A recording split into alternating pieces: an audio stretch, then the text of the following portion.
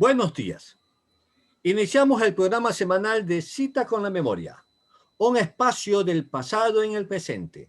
Estamos transmitiendo desde San Gregorio Radio de la Universidad San Gregorio de Portoviejo y en canal de YouTube de Ramiro Molina Cedeño. Quien les habla, Ramiro Molina, les brindo mi cordial saludo. Cita con la Memoria nació en marzo del año 2011. Es un grupo conformado por personas adultas y adultos mayores que guardamos simpatía por los recuerdos y nos divertimos recordando el ayer mediante la observación de fotografías que nos permite retroalimentar en nuestras memorias los sucesos del ayer y que aún se guardan frescos en nuestros recuerdos. Cita con la Memoria no es parte de ninguna institución, ni pública ni privada. Es un grupo independiente que cuenta con el apoyo de la Universidad San Gregorio de Portoviejo. Esta mañana, como cada sábado, tenemos un invitado muy especial, un personaje que lo tuvimos la semana anterior, con el que hablamos extensamente sobre sus primeros pasos en el mundo del arte escénico, un arte que compromete muchas aristas del quehacer cultural, entre ellos la danza, el ballet, la declamación, el mimo, el teatro, la música folclórica, entre muchos más. En este caso, volvemos a conversar sobre el teatro, que es el arte con el que siempre nuestro invitado ha estado identificado. Me refiero al maestro Vicente Orellana, quien nos obsequiará sus recuerdos sobre el desarrollo del teatro en Manabí y, por qué no decirlo, en el Ecuador. Conocimientos y recuerdos que guarda frescos en su memoria. Bienvenido a Cita con la Memoria, estimado Vicente Orellana. Tu saludo inicial. Muchísimas gracias una vez más, tanto a los radioescuchas como a ti, por esta gran oportunidad de refrescarnos la memoria que en definitiva, como lo dijimos al inicio o en el programa anterior, constituye parte del capital cultural de la provincia de Manabí. Esa memoria debe estar siempre fresca para que las generaciones presentes y futuras lo tomen como referente de lo que modestamente aportamos en este capital intelectual y la suma de cada uno de ellos, haciéndola el capital cultural de la provincia de Manabí. Muchísimas gracias de manera anticipada por la gentileza de vuestra atención. Gracias a ti, Vicente, por estar presente en este espacio. Como bien nos señalas, es un espacio que tiene por intención, que pretende recuperar la memoria histórica de nuestra ciudad. Una memoria que no está publicada, una memoria que no la podemos dejar simplemente al recuerdo, sino que la tenemos que recuperar para legarla a quienes nos antecedan en la historia. Vicente, la década del 60 fue una década muy especial. En esa década se produjeron cambios radicales en las manifestaciones culturales en el país. Esto dado por el cambio de estructuras sociales, políticas y económicas que se planteaban en el mundo, en el norteamericano, en el europeo, en el soviético. Los intelectuales se sentían comprometidos con causas populares, especialmente ligadas al indigenismo aquí en el Ecuador, así como la Iglesia Católica se replanteaba sus tesis doctrinales y volvía su mirada al pueblo.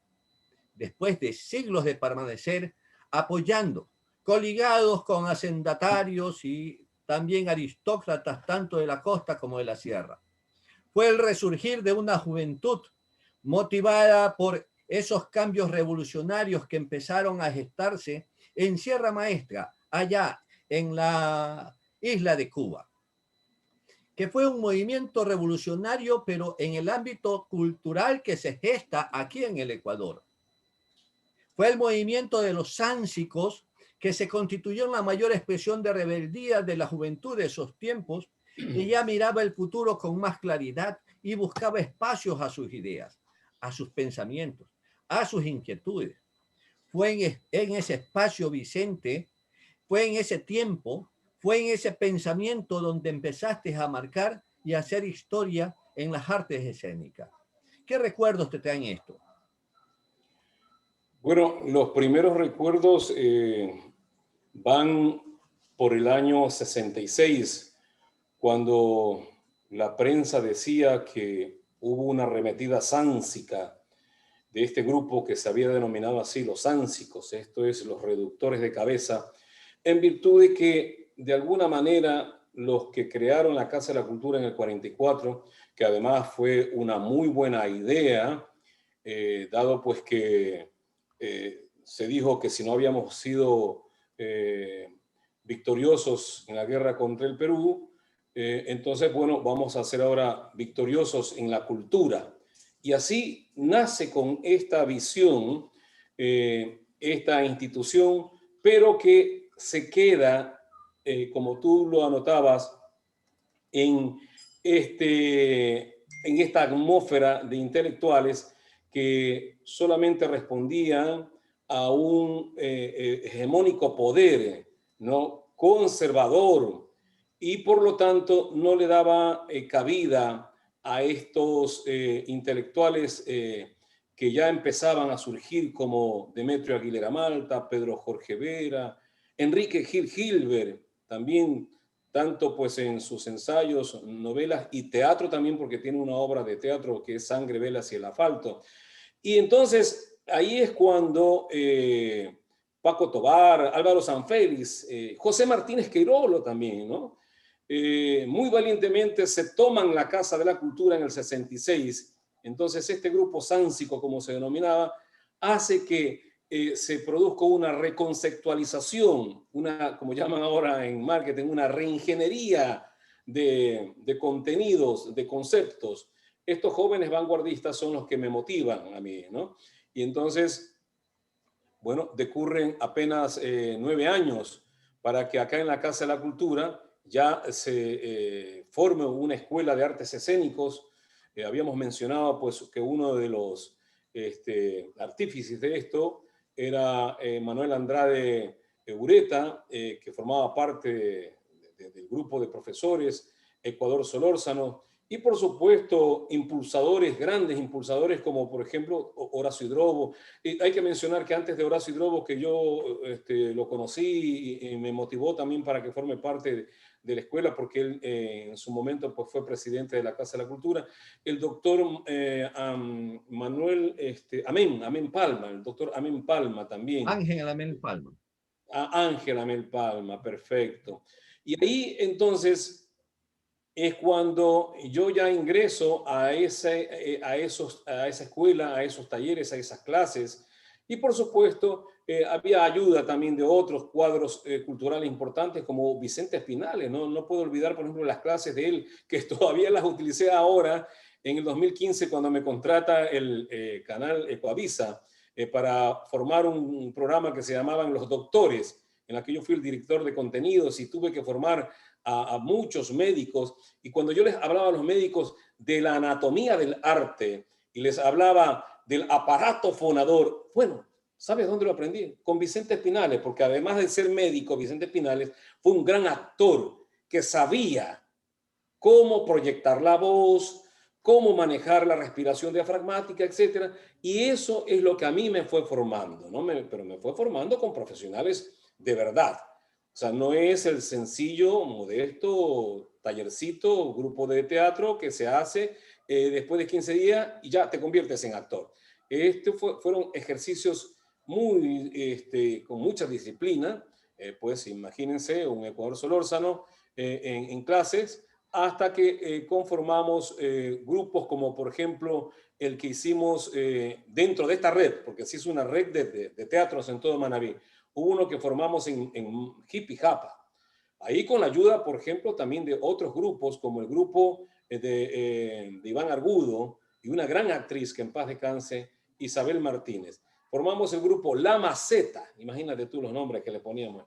La Maceta, que fue creado precisamente con una técnica que se llama creación colectiva, en la que no era tan indispensable el libretista o el dramaturgo, puesto que los propios miembros de ese grupo o de esos grupos armaban las historias, historias que venían de ellos, muy sentidas. Eran hijos de campesinos, caficultores, explotados, sin servicios sociales, en algunos casos analfabetos, y eran entonces esos 8, 15 integrantes los que armaban esta historia.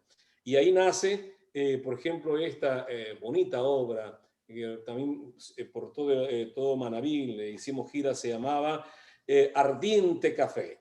La anécdota ahí es que en esa época no teníamos afiches, no había pues lo que ahora llaman, nosotros le llamábamos programa de mano, pues ahora le llaman dípticos, pero alguna vez les hice una observación. Dípticos es el formato, tiene dos lados, dos caras, puede ser hasta tríptico. No, el marketing de ahora le llama díptico. Y entonces, y la hoja volante ahora le llaman flyer. Y entonces, con nuestras hojitas volantes, con nuestros programa de mano, difundíamos todo lo que hacíamos. Y ahí logramos entonces también establecer este grupo de teatro, pues de colaboradores, que ahora los veo pues inclusive hasta en política, fueron miembros también del Consejo Municipal de Jipijapa, etc.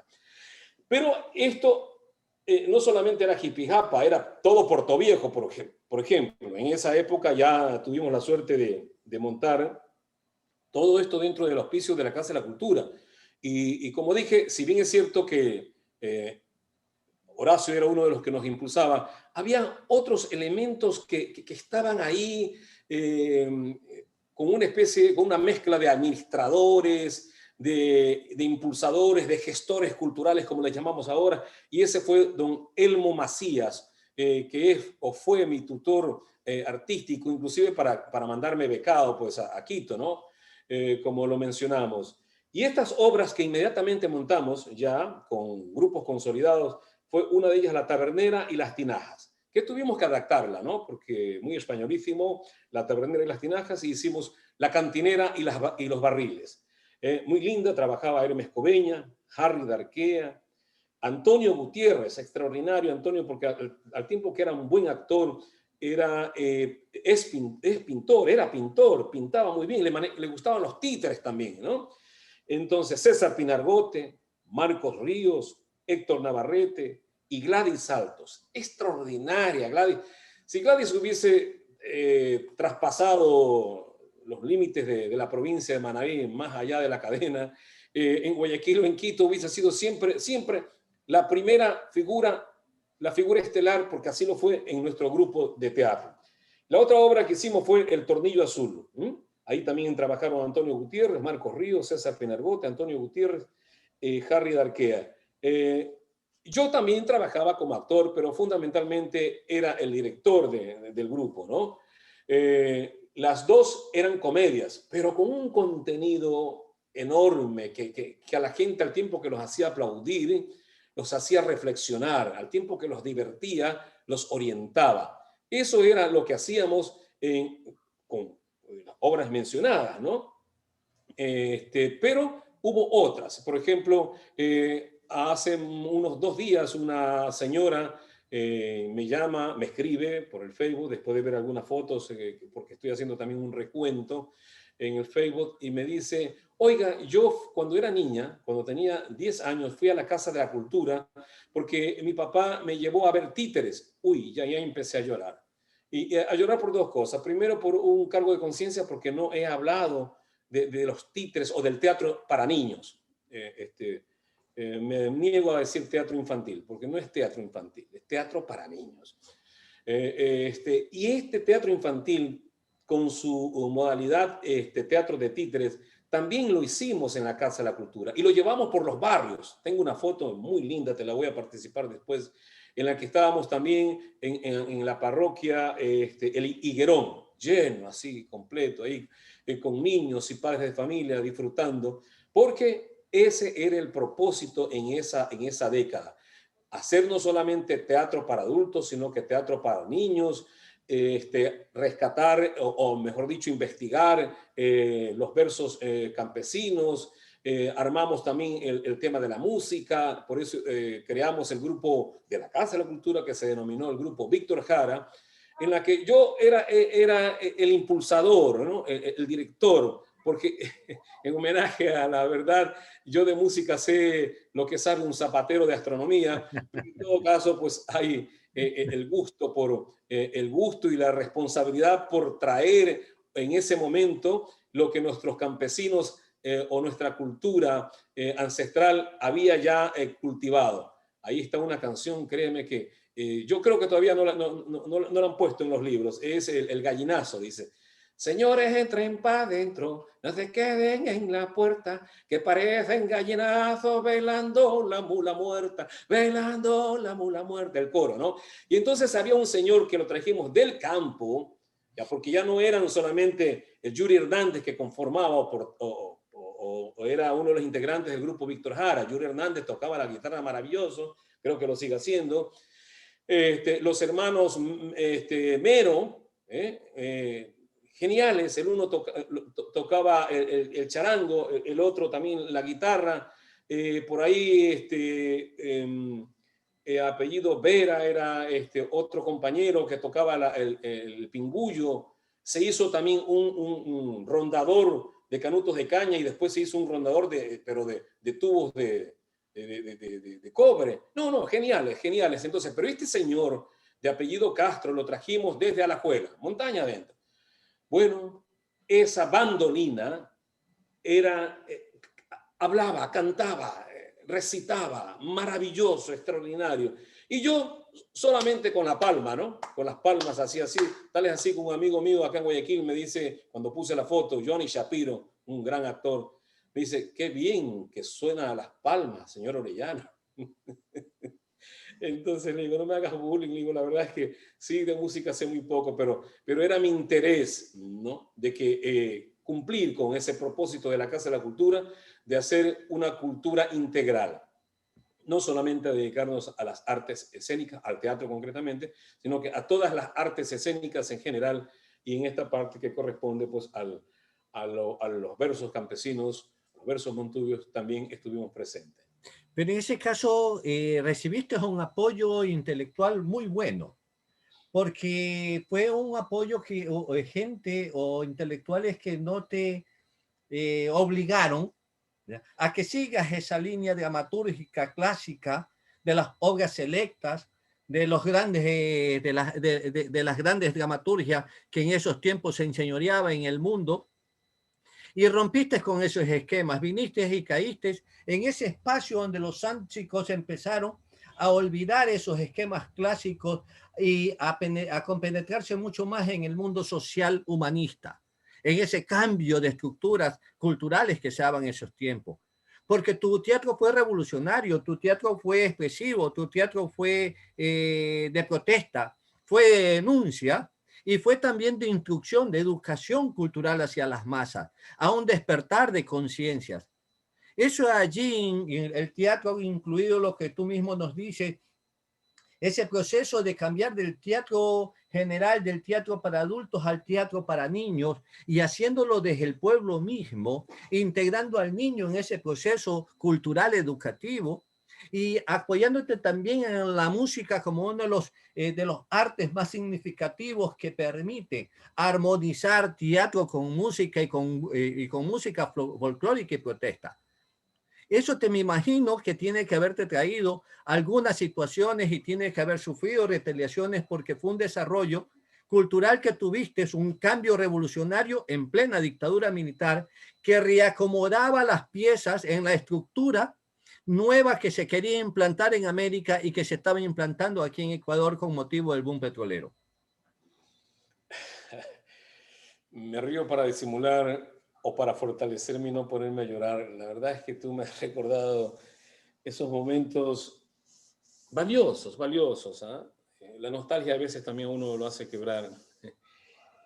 Tienes razón. Me había olvidado de mencionar también esa correlación de fuerzas internacionales y nacional que vivíamos acá. Es decir, la década del 60 también vivió una dictadura militar y la década del 70 también vivió. Y no solamente era una dictadura militar, porque Velasco Ibarra para el 72 ya era un dictador que pues ya no quería en su quinto gobierno caer como lo había hecho en otros cuando los estudiantes, fundamentalmente la FEUE, le tiraba abajo sus gobiernos, la clase obrera, etc.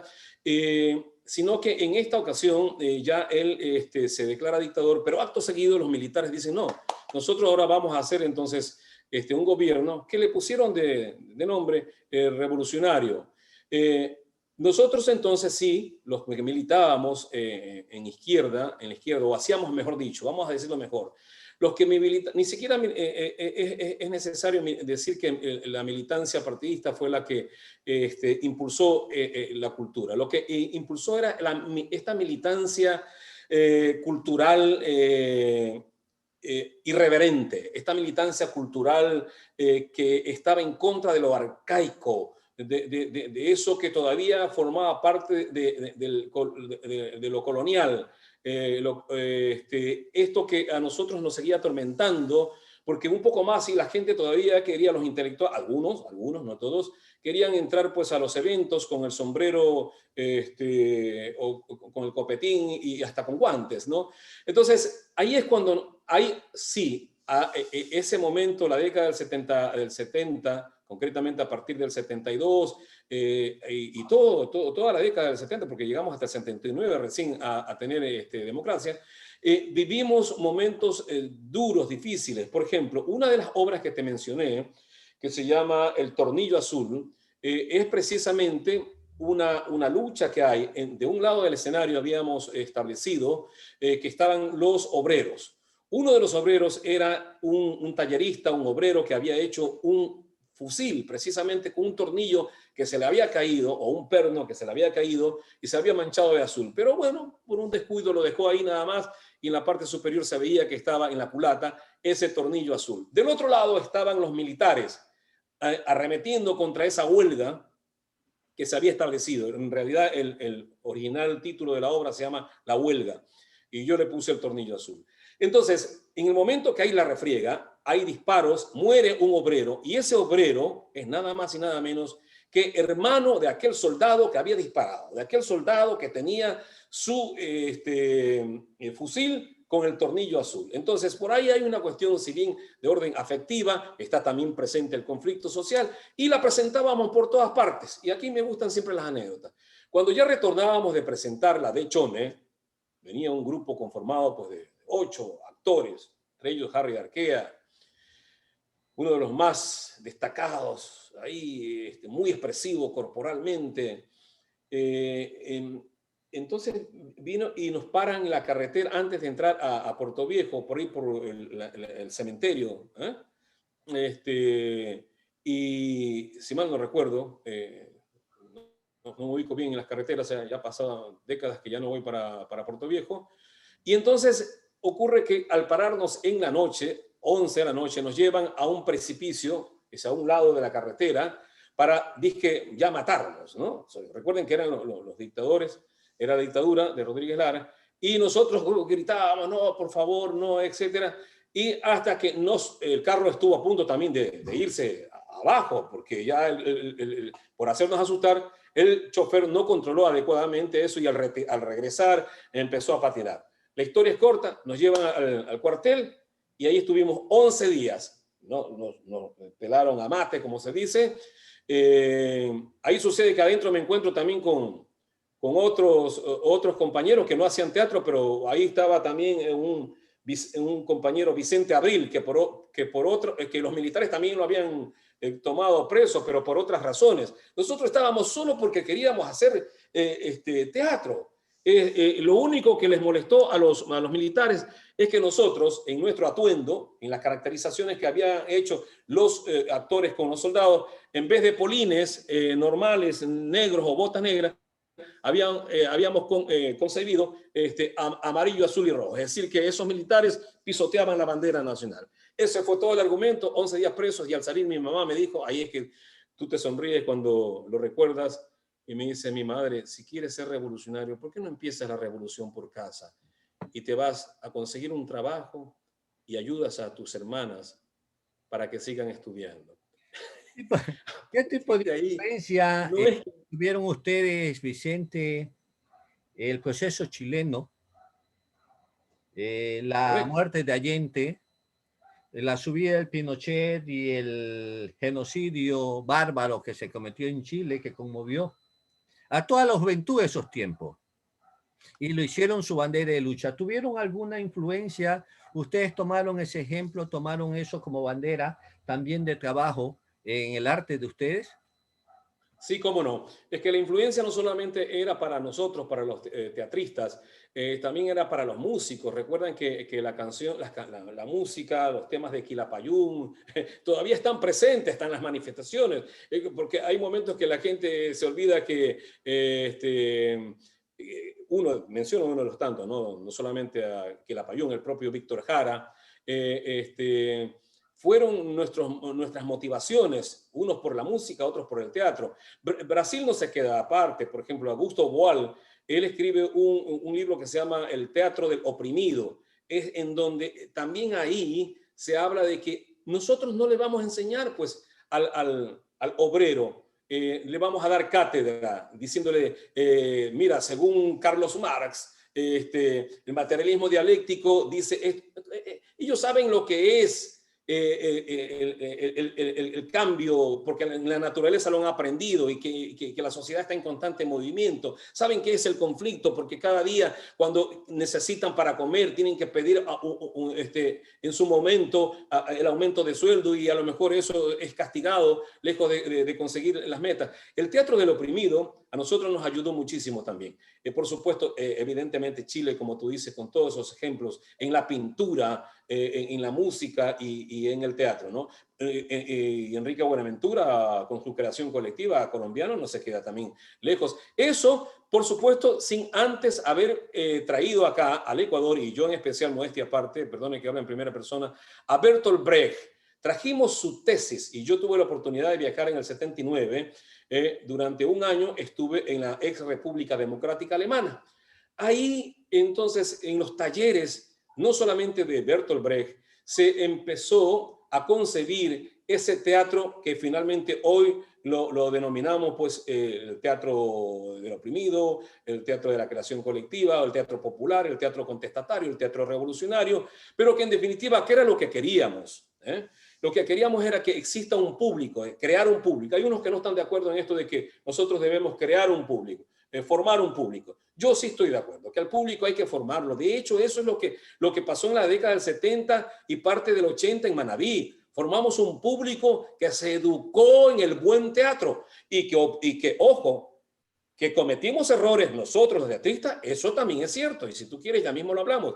Porque en algún momento, más allá de esto, de que queríamos formar un público en lo estético, en sus aportes a la sociedad, al Producto Interno Bruto, es decir, los creativos aportamos a la colectividad, a formar al ciudadano, al hombre, a la mujer, en los buenos hábitos, en el gusto por el arte, por la estética. Por supuesto, y eso ayuda a que las relaciones sociales de producción, para que un obrero pueda calificarse como un obrero, para que se lo califique, obrero calificado, pues debe también conocer elementos sustanciales del arte, de la estética. Y entonces, eso se lo descuidó después cuando caímos, ¿no?, en el hecho de que hubo un teatro que le dio espacio al teatro por el teatro. ¿De qué manera? Ese teatro empezó a hablar de una revolución que pensaba hacerse solamente en el escenario. Es decir, recuerda que inclusive los que militábamos en el Partido Comunista nos decían cabezones porque como estábamos en el café, desde el café queríamos hacer la revolución, o que estábamos en el escenario y desde el, café, desde el escenario queríamos hacer la revolución. Y no es así. Lo que se trataba en realidad, en esencia, y lo descuidamos, es de hacer un espectador que vaya con una reflexión a la casa, nada más. No queríamos que el espectador salga con un cartel diciendo viva el paro, viva la revolución, una vez que salía del teatro El Recreo, así se llamaba, ¿no? O después más adelante con el teatro Las Vegas, así se llamaba, o nuestro teatro en la Casa de la Cultura. No queríamos eso. Pero penosamente hubo sí un instante que en el teatro se hizo un teatro de panfleto y ahí nos equivocamos.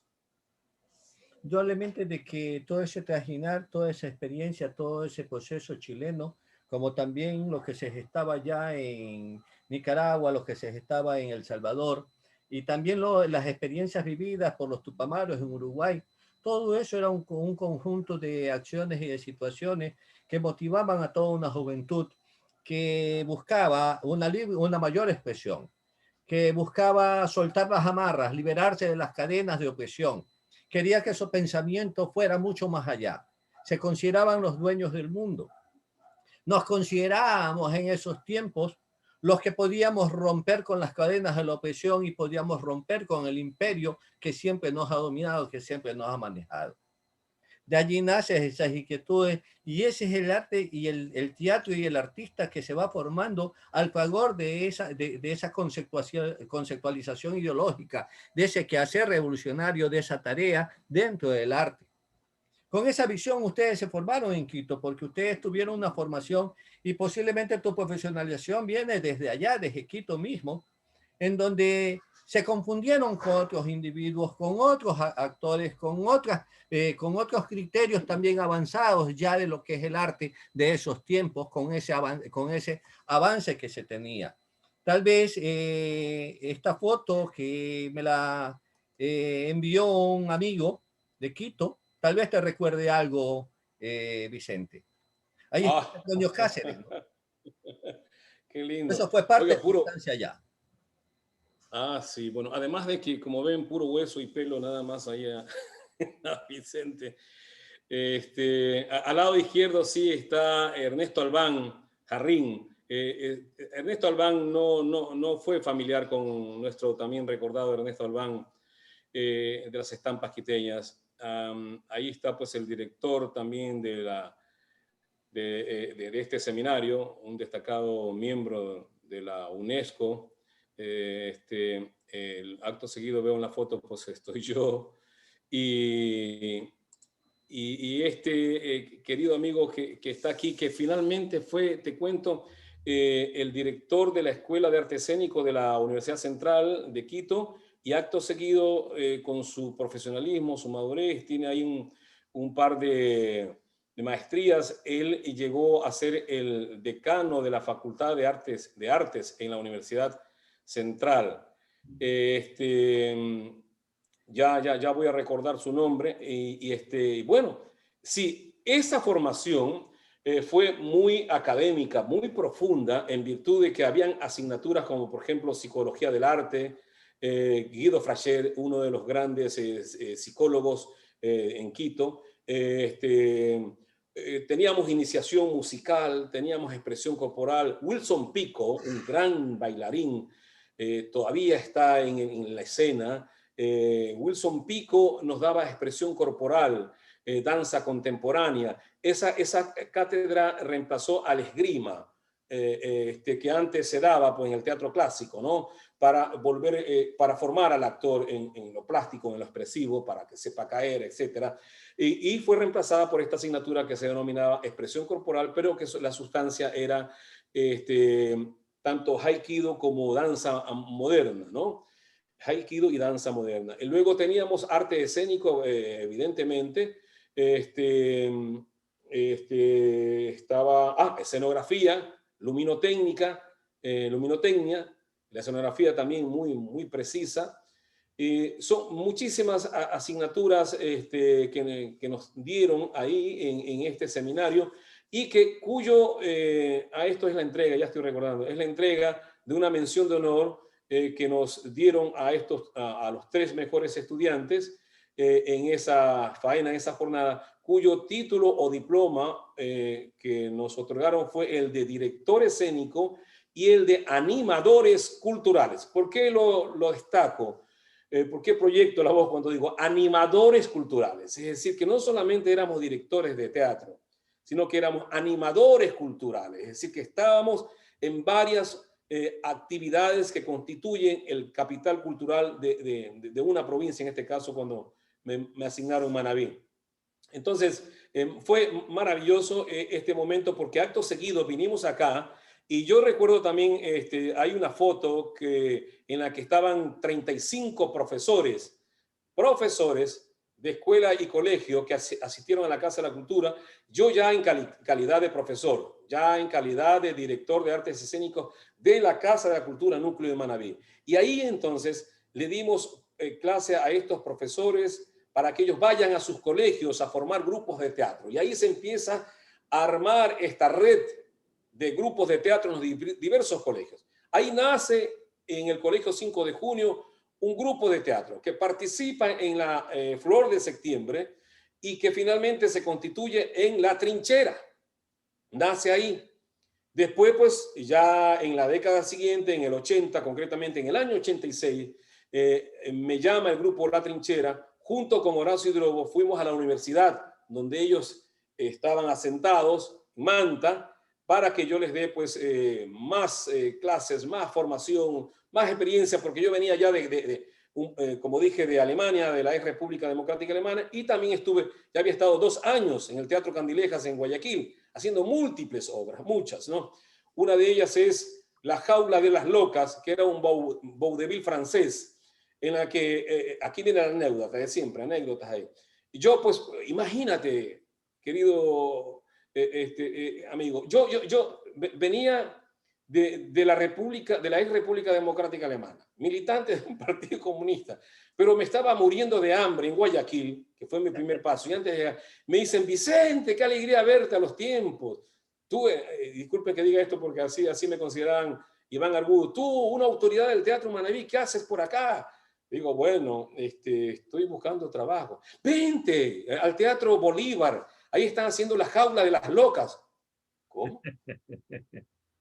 No, yo soy un hombre que hago teatro, un teatro de trinchera, un teatro revolucionario, un teatro histórico, dramático. Yo, ¿cómo voy a crecer que voy a hacer Las Jaulas Locas? No, pero Las Jaulas Locas es un vaudeville francés que inclusive se lo llevó a hacer, se lo hizo cine y que tiene 80 años en cartelera internacional. Vente, te van a pagar bien porque es una productora internacional, Manuel de Sabatini, un español. Cecil Villar está ahí. Bueno, vamos. No te alargo más la escena. Al día siguiente ya estaba ensayando y en una semana ya estaba estrenando y yo hacía Jacobo, un negro. En esa época tenía cabello, era así, ensortijado mi cabello. Y salía en bikini a la escena. Bueno, dije, yo soy un actor profesional, ¿cuál es el problema? Pero no permití que en el programa de mano esté mi nombre. Decía Jacobo, punto seguido, Marcel Burman.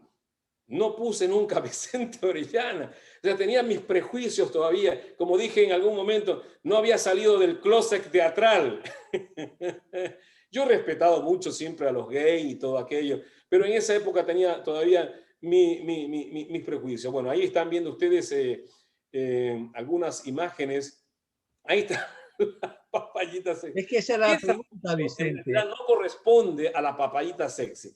Esa foto, mira tú cómo eres acucioso. A mí me parece que tú querías que te diga la verdad. Esa foto no es de la papayita sexy. Esa foto pertenece a La Jaula de las Locas. Ese era el personaje. Teníamos que comprar una pasta especial para negriarme, más de lo que soy, naturalmente. Traíamos desde Estados Unidos esa pasta y tenía que ponerme todo el cuerpo antes de la escena, todos los días. Al final, pues, algunos amigos conocidos me llevaban algunos detallitos como buqué de flores y todo eso. Entonces, tampoco me mataba diciéndole, oiga, yo no soy en la vida real. No soy, porque los respetaba, lo sigo respetando. Y entonces fue exitoso. Pero ¿qué ocurre? Que después, al mes y medio, cuando teníamos llenos completos en el Teatro Bolívar, que ahora es el teatro, que después se convirtió en el teatro del Ecuavisa, Borges, Teatro Borges, y que por extrañas coincidencias, así es la vida, después de tantos años, esto fue en el 81, en el 2015 fui a trabajar ahí, pero ya como director escénico en un programa que se grababa ahí en Los Doctores, en el 2015, o sea, hace 5 años, 6 años atrás. Mira cómo es la vida. Pero ahí estaban los camerinos donde yo trabajaba con La Jaula de las Locas, pero tuvimos que salir corriendo. Bueno, salieron corriendo los actores peruanos, grandes actores peruanos. Hernán Romero, un actor peruano, un galán peruano que trabajaba en El Hijo de Ángela María, conocido, blanco, ojos verdes, pero que ya no podíamos mantenerlo acá porque vino el tema de la guerra con Perú, este conflicto, en el año 81, no en el del 95, 81. Así que ahí terminó La Jaula de las Locas. Y entonces yo pues dije, no me voy a quedar con la pica, entonces ahora voy a reescribir. Antes que te me vayas al otro campo y a la otra obra, que también es muy recordada, veamos otros espacios porque nos estamos quedando cortos no en el tiempo, sino también en lo que tú hiciste en la década del 70. Estamos transmitiendo por San Gregorio Radio. Esto es Cita con la Memoria. Quien les habla, el conductor de este programa, Ramiro Molina Cedeño, aquí complacido conversando con el director de teatro, Vicente Orellana, director manabita, teatrero manabita, culturólogo manabita, como dice normalmente nuestro campechano Montubio, ¿no? Vicente, antes de que me pases a la papayita sexy, porque por allá te veo todas las malas intenciones ya de irte de largo, ¿ya? Es que cuando regresas aquí a Manabí, después de Quito, con todo ese gama de ya de conocimiento, y regresas también de Alemania y te has identificado ya con una línea mucho más práctica, mucho más comprometida con un pueblo, con una idea, con un proceso. Ustedes crearon algunas obras que dieron mucha tinta para los críticos del arte. Renovaron en el pueblo ideas de que el teatro y el arte son las mejores espadas con que se combate la ignorancia, el despotismo y la tiranía. Allí estuvieron ustedes con esa obra sobre Bolívar y también una obra sobre el paro con el mundo nuevo y los prespones para el paro. Ese fue el espacio de mayor importancia tal vez para ustedes en ese tipo de teatro, ¿ya? Expresivo, realista, social humanista, revolucionario, de rebeldía, con que ustedes empezaron a trabajar y a presentarse ante un público. Sí, sí, en efecto así es. Qué buena observación, Ramiro, gracias.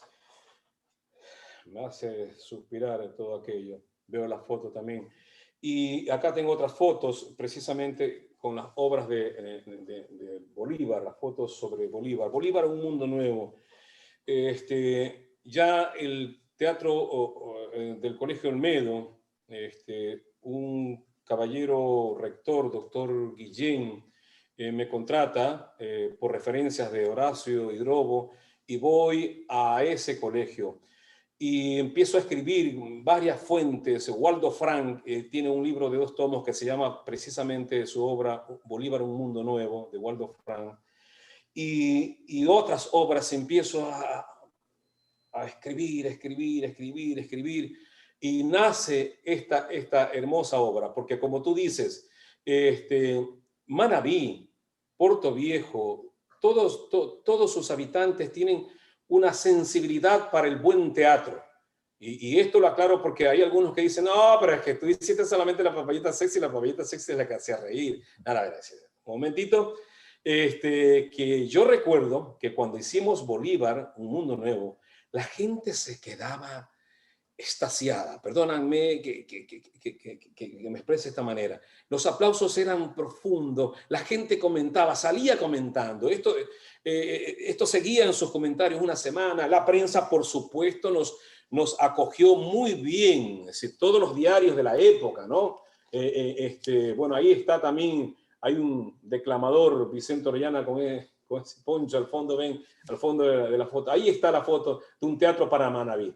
Desde esa época, miren ustedes, ya para el 82, veníamos soñando con un teatro para Manabí, además de esas fotos que estás mostrando por ahí.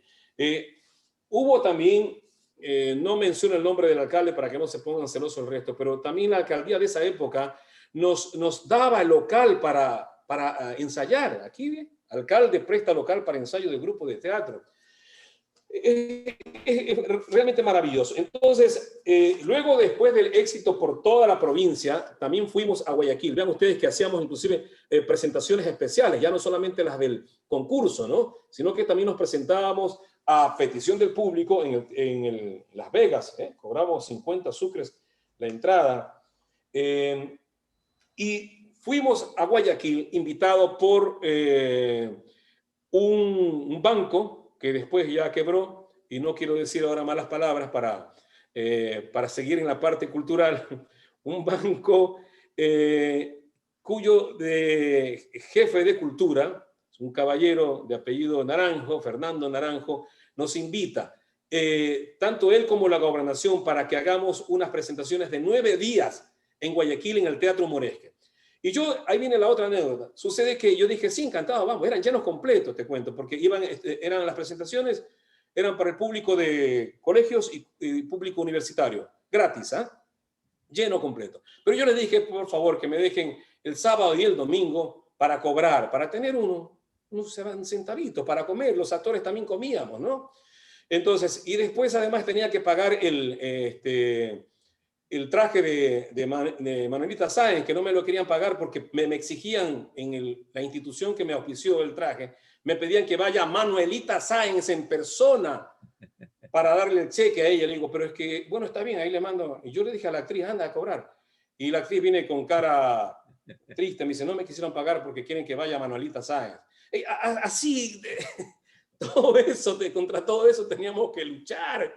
Pero entonces, bueno, estando en Guayaquil, entra una pareja a mi camerino y me dice, lo felicito, ¿eh? Qué lindo, qué linda comedia, me dice. A los que me dijo comedia, yo agaché la cabeza y dije, ¿qué? ¿Se me están burlando? Me dice, los aplaudo, me dice, pero fue bonita la obra, pero no me reí tanto. Cuando me dijo no me reí tanto, y aparte de esto, porque el sábado y el domingo había ido poco público cobrando, porque eran 20 actores en escena, y yo en la primera llamada entre telones miraba, a ver, ¿cuántas personas? 5. Segunda llamada, 10 personas. Tercera llamada, 15 personas, pero en escena habían 20. ¿Qué hago? La norma teatral dice a nivel mundial que hasta con una persona en el público tienes que presentar, abrírtelo. Abrimos el telón. Pero a partir de ese momento dije, no, me voy a vengar. No dije me voy a vengar. Dije, a partir de ahora voy a presentar comedias. Pero nunca esas comedias que presenté, y después hablaremos en algún momento, fueron sin contenido. Siempre fueron o tuvieron mucho contenido. Bueno, después vino la obra que también presentamos en el festival, pero ya no participábamos en el concurso, ¿eh? Porque ya era yo miembro del jurado. Recuerdo, entre otros, tanto a Vicente Espinales como Horacio, un caballero Pérez, en fin, éramos miembros del jurado calificador, evidentemente. Entonces yo con la obra de Alfaro y la de Simón Bolívar no podíamos participar, así que éramos grupo invitado. Y ahí con la obra de Alfaro, en Las Vegas, que esa sí la estrenamos en Las Vegas, pero dentro del festival, fue también grandioso.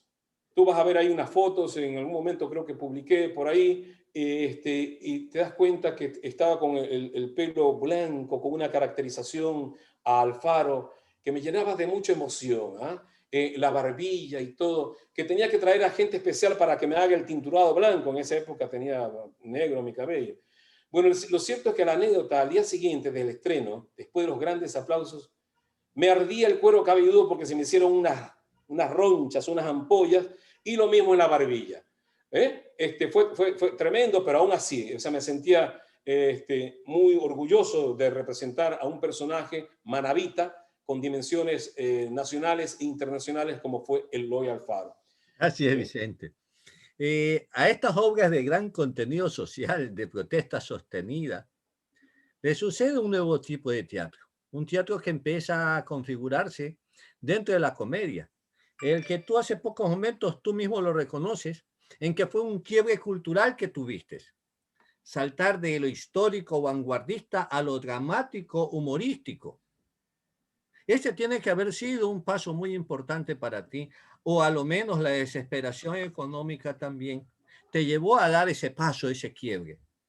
Pero en cualquier forma fue un quiebre bastante positivo, por cuanto explayó la idea del teatro de que no solamente es un solo campo, sino que también en ese dramático humorismo existe mucho contenido social y también se puede educar a la gente.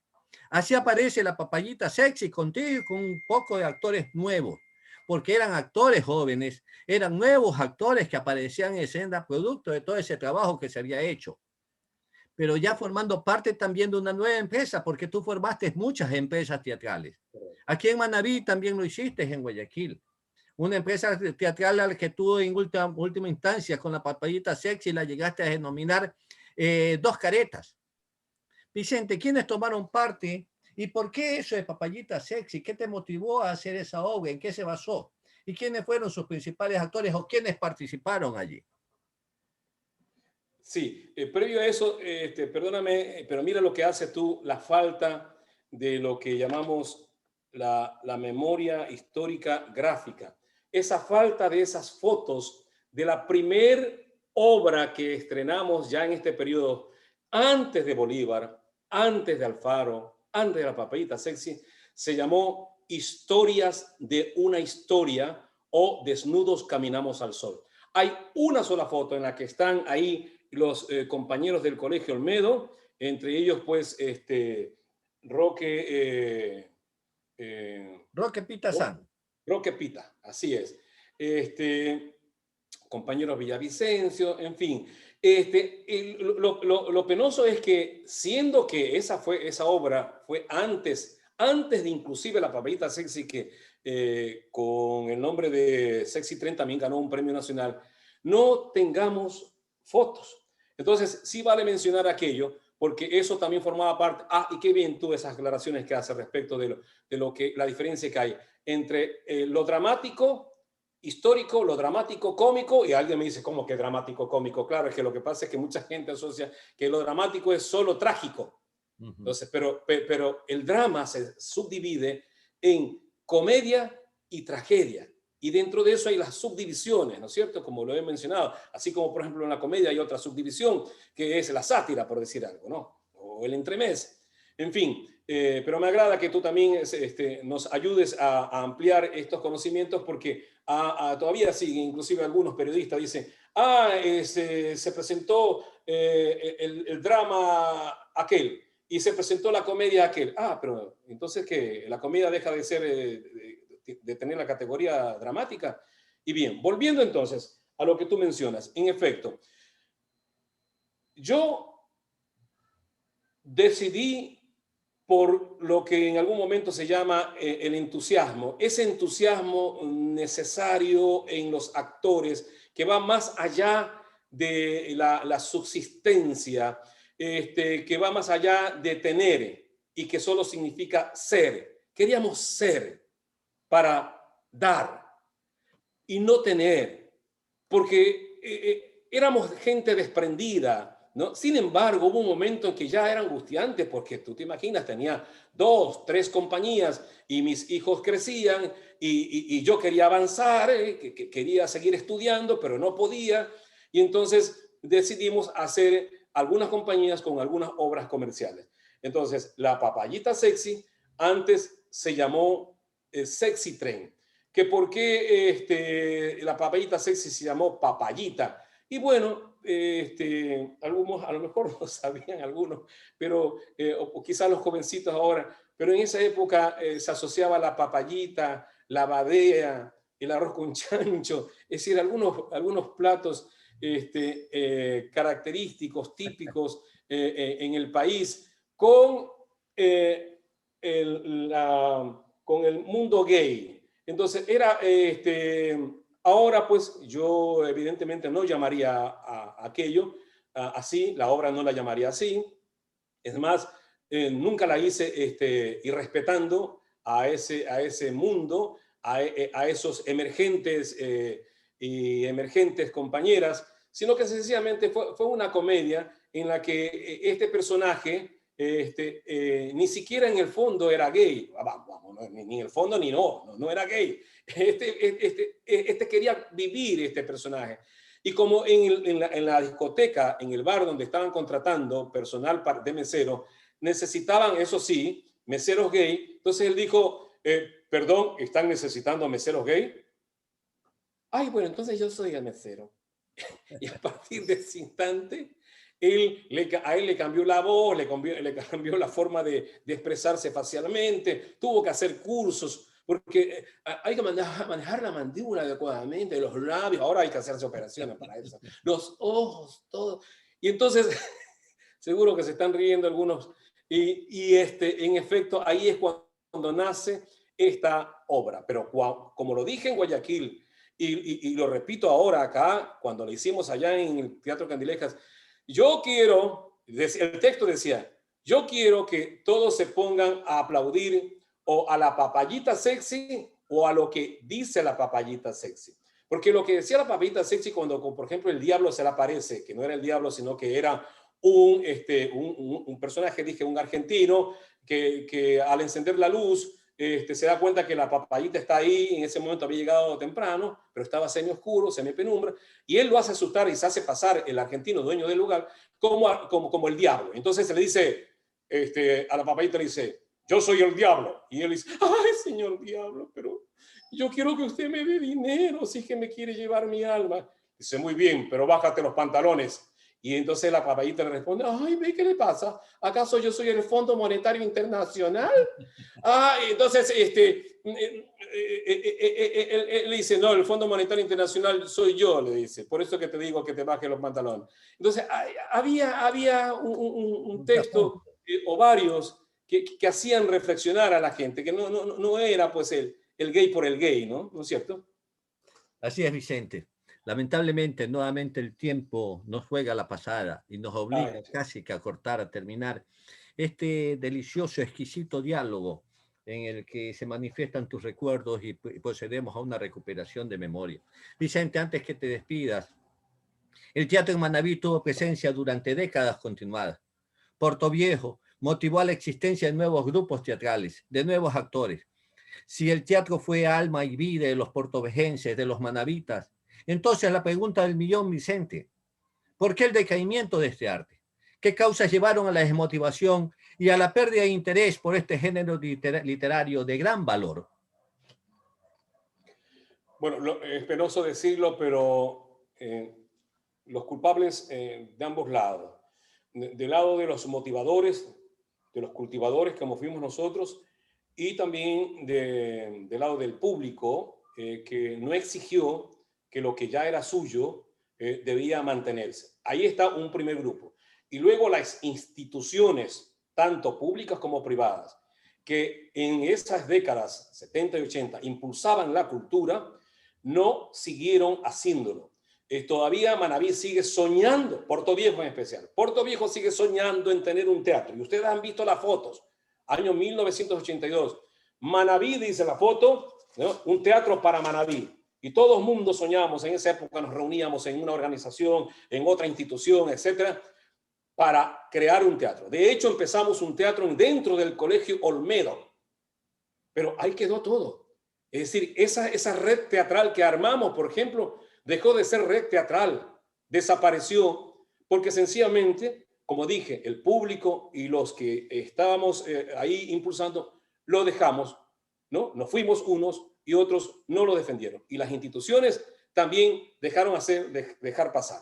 Y ahí están hoy las consecuencias. En realidad, yo creo que es poco, no necesitamos a Hugo Orellana, necesitamos es que la gente que sí tiene ese feeling, ese sentimiento, esas cualidades que es el público para recibir lo bueno de las artes escénicas, lo exija, lo pida, para que tengamos entonces una trayectoria cultural como la que hemos tenido en algunas décadas atrás. Y no solamente en la época de Orellana, por favor, ya eso lo hablamos también, ¿no? En la época de los años 30, 40, con grupos teatrales que también dieron soporte al capital cultural manabita. Así es, Vicente. Agradecemos a ustedes su sintonía, la sintonía que nos brinda San Gregorio Radio en su dial 106.1 y a quienes nos siguen por canal de YouTube de Ramiro Molina. Mi agradecimiento especial a nuestro invitado, Vicente Orellana, y a quienes están detrás de los micrófonos de San Gregorio Radio. Ellos son Renan Álava Castro y Manuel Andrade León. Con mi agradecimiento especial para Vicente, esperando que en un futuro próximo podamos seguir conversando de teatro porque queda mucho por estudiar, mucho por recordar, mucho por recuperar. Hasta el próximo sábado, en un nuevo encuentro con Cita con la Memoria. Tengan ustedes muy buenos días. Muchas gracias.